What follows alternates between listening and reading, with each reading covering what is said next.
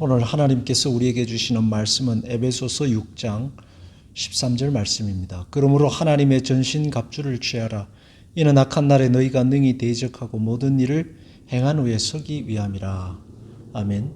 믿음의 사람이 된다고 해서 모든 어려움이 없는 삶을 살 수는 없습니다. 가끔 전능하신 하나님이 우리의 아버지이신데 왜 나는 이렇게 힘든 삶을 살아야 하는 생각이 들 때가 있습니다. 아버지 하나님이 조금만 힘을 써주시면 모든 게 쉽게 해결될 텐데 그러면 이렇게 고생하지 않아도 되는데라는 생각입니다. 그러나 하나님은 그 반대로 가시는 것 같습니다. 치열한 삶의 현실 속으로 싸움이 가득한 전쟁터 속으로 밀어내시는 것입니다. 예전에는 없었던 것들과의 싸움이 시작된다고 해야 할 것입니다. 그 이유는 믿음의 목적이 편하게 사는 것이 아니기 때문입니다. 이스라엘 백성들이 출애굽했을 때에 하나님은 평탄한 대로로 가지 않으셨습니다. 광야의 길을 통해서 싸워야 했고 고민해야 했고 또 말씀을 붙들어야만 살 수 있는 그런 길로 가게 하신 것입니다. 믿음의 목적은 성화이기 때문입니다. 성화라고 하면은 굉장히 낯설고 특별한 사람만이 가는 길이라고 생각합니다. 그러나 성화는 특별한 길이 아닙니다. 모든 그리스도인들이 가야 하는 신앙의 길이 성화입니다. 하나님의 부르심, 택하심, 자녀 삼으심의 목적이 성화입니다. 사람이 사람다운 사람이 되는 것이 성화입니다. 바울은 여러분이 하나님의 전신갑주를 입어야 한다고 이야기합니다. 갑옷을 입어야 하는, 전신갑주를 입어야 하는 이유는 세상의 공격이 심하기 때문입니다. 그냥 놔두지를 않습니다.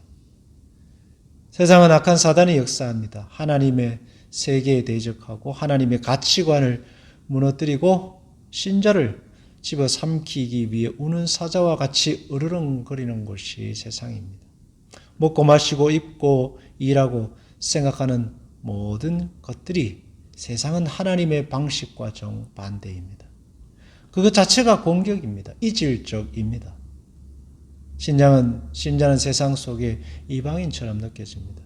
전신갑주는 그런 이질적 세상 속에서 신자로서 살아가기 위해 입어야 할 최소한의 갑옷입니다. 그래서 신자는 하루를 시작할 때마다 전신갑주를 입어야 합니다. 다른 말로 하면 내가 누구인가 하는 것을 되새기는 것입니다. 의식적으로 내가 누구이며 어떻게 살아야 하며 삶의 목적이 무엇이며 나의 무기는 무엇이며 하는 것을 가슴에 되새기는 겁니다. 자기 존재를 다시 한번 확인하는 것입니다. 그렇다고 항상 승리하는 것은 아닙니다. 그러나 다만 알고 있는 것과 모르는 것과의 차이는 굉장합니다. 알고 있으면 잘하게 됩니다. 알고 있으면 하나님의 사람으로서 깊어지게 됩니다. 내가 어떤 존재인지를 알게 되는 것입니다. 그러나 모르면 항상 그 자리에 머물게 되어 있습니다. 하나님의 전신갑주를 날마다 입으십시오. 자기 존재가 어떠한가를 다시 되새깁시오.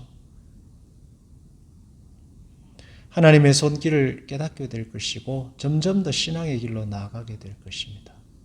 기도하겠습니다. 주님, 오늘도 우리가 어떤 존재인지 어떻게 살아야 하는지를 다시 되새겨 봅니다. 내가 하나님의 백성이요 자녀 되었다는 사실을 다시 한번 가슴에 새기고 오늘도 살아보고자 합니다. 주님, 그렇게 살아가는 이들마다 하나님 도우시고 역사하시고 신자의 길로 나아갈 수 있도록 은혜를 베풀어 주옵소서. 예수님 이름으로 기도합니다. 아멘.